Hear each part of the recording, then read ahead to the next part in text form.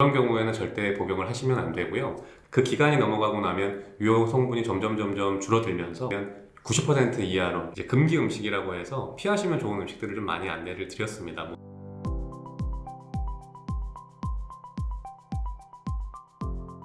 네, 안녕하세요. 더 바른 한의원 대표원장 문용욱입니다. 오늘도 당신의 몸을 더 바르게.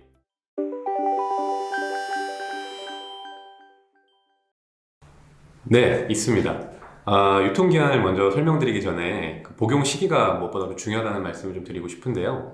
우리가 한약 같은 경우에는 맞춤 처방이기 때문에 보관 기간도 굉장히 중요하지만 그 복용 기간도 굉장히 중요합니다. 일단 환자분이 어떤 시기에 있는지 또 어떤 컨디션에 있는지에 따라서 처방이 달라지기 때문에 그 시기와 신체 컨디션에서 맞춰서 처방된 한약을 적정한 시기에 드시는 게 무엇보다 중요하고요. 만약에 이걸 개인적인 사정 때문에 드시기가 조금 어려우셔서 일정 기간 보관을 하셔야 된다고 하면 냉장 보관으로 한 3개월 정도를 추천을 드립니다. 물론 그 이상도 보관이 가능한데 보관 기간이 길어지게 되면 유효 성분이 감소되는 그런 결과를 낳게 됩니다. 우리가 연구 결과에 의하면 유효 성분 같은 경우에는 2개월에서 3개월까지는 최대치로 유지가 되는데 그 기간이 넘어가고 나면 유효 성분이 점점 줄어들면서 한 6개월 정도 지나게 되면 90% 이하로 유효 성분이 떨어진다는 연구 결과가 있기 때문에 처방받으신 그 시기에 적절한 시기에 복용하시는 게 무엇보다 중요할 것 같습니다.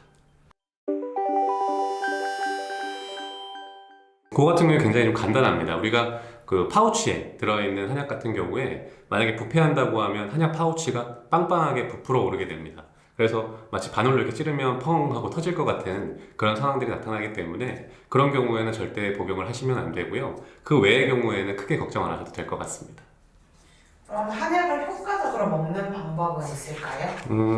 한약을 효과적으로 먹는 방법이라기보다 이제 적절하게 먹는 방법들을 좀 안내를 좀 드리고 싶은데 보통은 약약과는 다르게 식전에 복용하시는 경우가 굉장히 많습니다. 예를 들어서 뭐 보약 같은 경우에 몸의 기력 회복이나 그런 측면에서 약 처방하는 경우에는 그 식후에 드시라는 말씀을 많이 드리고 보통 특정 약재 같은 경우에 빈속에 우리가 공복에 들어가게 되면 위장병을 좀 자극하는 그런 약재들도 종종 있습니다. 그래서 그런 경우에는 그 처방해 주신 원장님께서 안내를 좀 해주실 테니까 어떤 특별한 안내가 없다고 하면 식전에 드시는 걸 추천드리는 편입니다.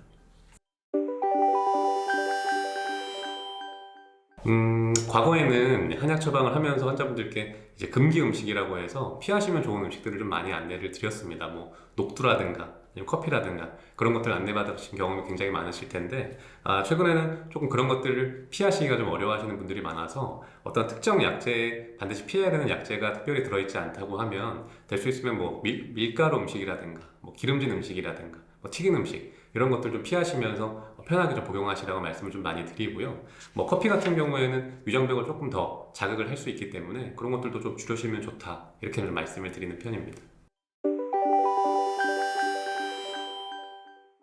두 가지 한약을 동시에 먹는 건 좋지 않습니다. 일단 약효 성분이 서로 중복이 되기 때문에 그런 것들을 피하시는 게 무엇보다 중요하고요. 또 약 성분 같은 경우에 양리작용이 중복되게 되면 신체에 좀 무리를 줄 수 있기 때문에 그런 것들은 최대한 좀 피하시는 게 좋습니다. 그리고 환자분이 복용을 하시고 나서 어떤 반응들이 나타났을 때 우리 변수를 통제할 수가 있어야 하는데 이 두 가지 약이 들어가게 되면 변수 통제를 하기가 굉장히 어렵습니다. 그래서 처방받으신 약을 좀 먼저 드시고 뭐 요즘에 홍삼이라든가 아니면 기타 여러 가지 건강기능식품들 마치 복용하시는 경우가 많은데 그런 것들도 아까 말씀드린 것처럼 변수 통제에 어려움이 좀 있기 때문에 복용을 좀 삼가하시는 게 좋겠습니다.